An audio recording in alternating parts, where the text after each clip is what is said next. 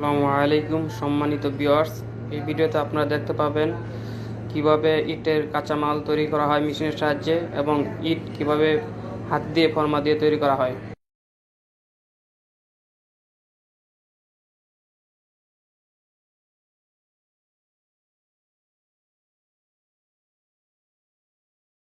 এগুলো তৈরি করে সারিবদ্ধভাবে সাজিয়ে রাখা হয় শুকানোর জন্য।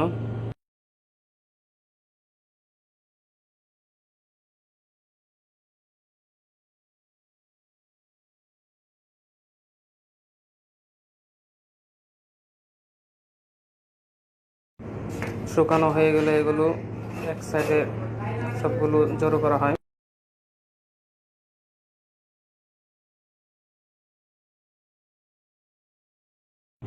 অনেকটা জায়গা জুড়ে ইটগুলো তৈরি করা হচ্ছে, সারিবদ্ধভাবে সাজানো হয়েছে রোদে শুকানোর জন্য।